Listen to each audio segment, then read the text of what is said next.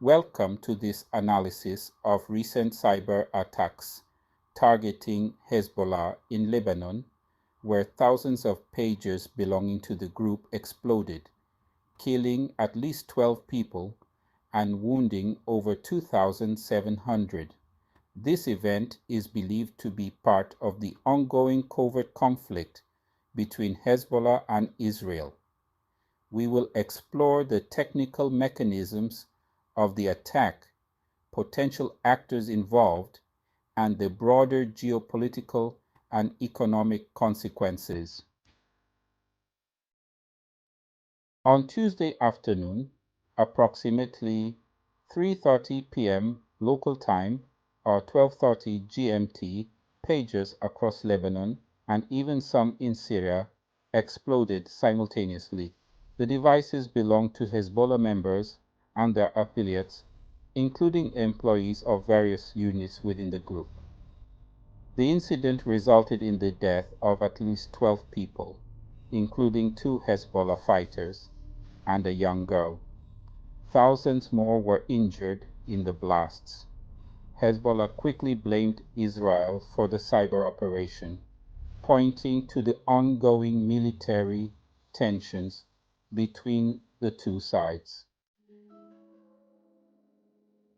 It's been alleged that Israel's Mossad planted explosives in roughly 5,000 pagers that Hezbollah had ordered months before the explosion. When triggered, around 3,000 of these pagers exploded.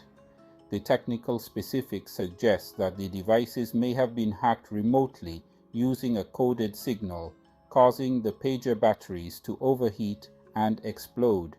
These devices were implanted with small amounts of PETN, a highly explosive organic compound used in both military and civilian applications. It is one of the most powerful high explosives, typically used in blasting caps, detonating cords, and certain military-grade explosives.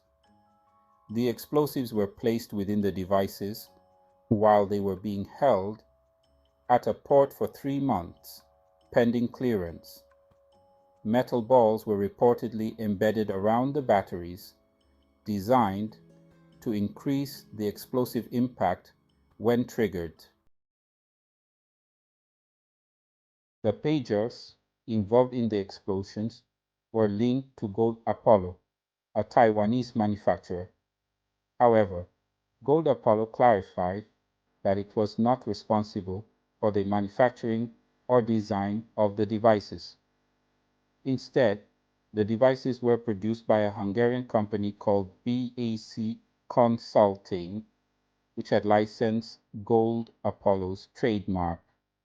Hezbollah had procured these pagers around February 2023 to stop using cell phones due to Israeli interception.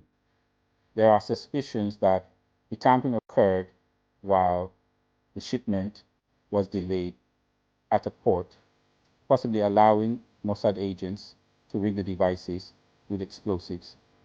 This highlights the vulnerabilities in global supply chains, particularly when sensitive military or strategic communication equipment is involved. Third-party involvement and conspiracy theories. Given the sophisticated nature of the cyber attack, theories about third-party conspiracies have emerged. It is speculated that other state actors or private groups might have facilitated the operation. Hezbollah has long been a focal point for regional powers like Iran, Saudi Arabia, and Russia, all of whom have vested interest in Lebanon's stability or instability. This latest incident could see further external involvement, whether through covert cyber operations, arms deals, or diplomatic maneuvers. Impact on manufacturers and supply chains. Manufacturers of communication devices may face increased scrutiny following this attack. Regulatory bodies could enforce stricter oversight on companies involved in producing and shipping communication technologies, especially in conflict-prone regions. Supply chain vulnerability, particularly during transportation and storage, will also likely come under more intense focus. The case of Gold Apollo and BAC Consulting shows how third-party licensing can complicate the accountability process. With BAC Consulting not yet issuing a public statement and limited information available about its operations, the situation underscores the potential risks involved in complex global supply chains. Geopolitical implications.